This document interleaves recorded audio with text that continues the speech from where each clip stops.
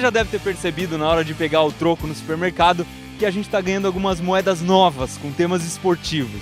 Por isso, hoje, o Manual do Mundo está aqui no Rio de Janeiro para conhecer a fábrica que todo mundo sonha em ter no fundo do quintal, mas não pode. A Casa da Moeda do Brasil. A gente vai ver como é feito o nosso rico dinheirinho e é aqui também que vão ser feitas as medalhas para 2016. Bora ver! A Casa da Moeda tem mais de 300 anos e fica em um complexo industrial na zona oeste do Rio de Janeiro. A empresa tem 3 fábricas, uma gráfica que faz passaportes, selos e outros produtos, uma fábrica de moedas e uma de cédulas. E é nessa que a gente vai primeiro. Esse aqui é o papel que chega na Casa da Moeda. Já não é um papel comum, papel todo preparado. Se você olhasse uma folha dessa contra a luz, você já conseguiria ver as marcas d'água, que são aquelas partes mais finas e mais grossas do papel que formam uma impressão. Esse monte de papel, que já vem colorido e com fio magnético, vai para uma impressora offset, que funciona de um jeito parecido com uma impressora de revista. Mas uma gráfica comum costuma criar imagens usando só 4 cores. Aqui, as notas chegam a ter 27 cores diferentes e a impressão acontece dos 2 lados do papel ao mesmo tempo.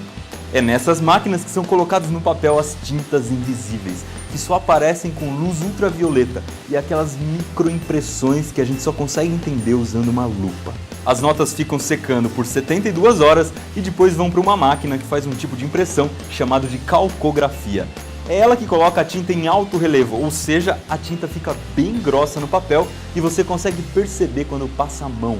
Numa nota falsa, o falsário ele não consegue fazer esse relevo da impressão calcográfica, né? Então, para se identificar uma cédula, é imprescindível, né, que tenha esse autorrelevo. Não tendo autorrelevo, pode-se dizer essa cédula certamente é falsa.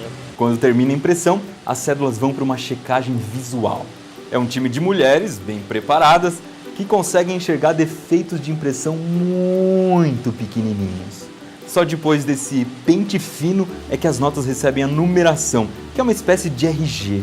E é essa numeração que vai garantir o controle e a segurança das cédulas. Aí, finalmente, as notas vão se desgrudar. Primeiro, uma guilhotina tira a borda do papel e depois as notas vão sendo separadas e embaladas ao mesmo tempo.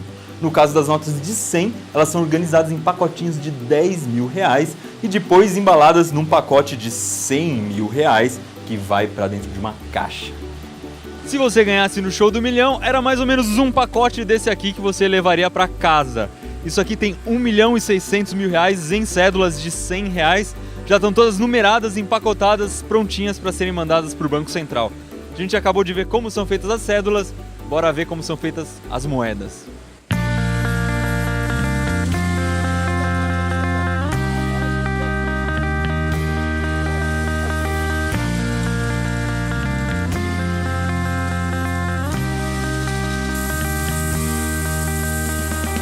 O que chega para fazer a moeda são esses pedacinhos de metal. Esse aqui você deve ter imaginado, é da moeda de R$1.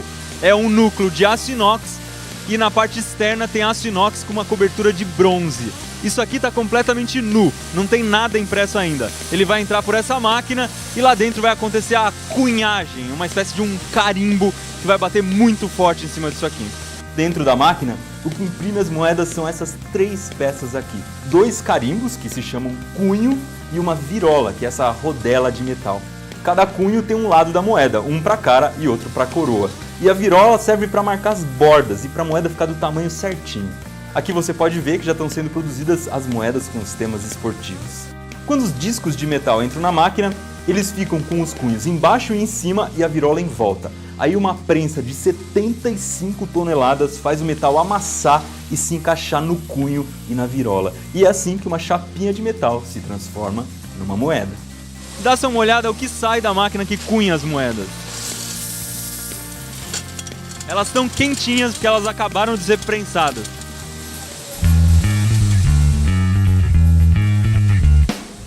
O que impede de uma pessoa pegar um pedaço de metal e fazer uma moeda em casa? Por que é difícil de falsificar? O que garante que ninguém vai falsificar uma moeda? Primeiro, esse produto, a moeda brasileira, ela é rica em detalhes. Para você fabricar um matrizeiro com a complexidade que é, fica bem difícil de se reproduzir. Precisa de maquinários extremamente caros, né, que é onde desestimula o investimento do falsificador.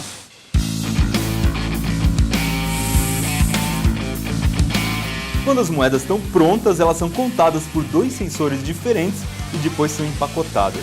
As de R$1 são colocadas em saquinhos de 50 moedas que vão dentro de um saco maior com 10 saquinhos cada. Cada saco desse que está passando aqui tem R$500 em moedas. Um dos jeitos de contar quantas moedas tem é pesar. Ele tem que ter 3 quilos 520 gramas. E é essa máquina que faz isso. Então o que eu vou fazer é tentar sabotar um saco colocando algumas moedas a mais. Olha, ele está passando aqui. Vou botar 50 moedas a mais, vamos ver o que vai acontecer.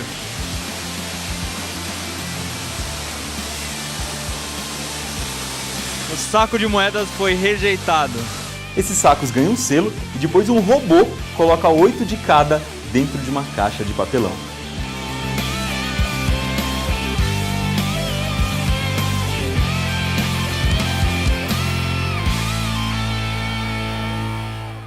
Eu estou sentado aqui no produto final da cunhagem de moedas. Esse pallet, os pallets de moedas de R$1 tem 128 mil moedas de R$1 que vão para o Banco Central.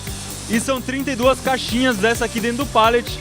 Cada caixa dessa tem R$4.000 e 30 quilos. Mais vídeos como esse aqui você encontra no Manual do Mundo. Se você também quiser visitar a Casa da Moeda do Brasil, a visita é permitida. É só você entrar lá no site deles, se cadastrar.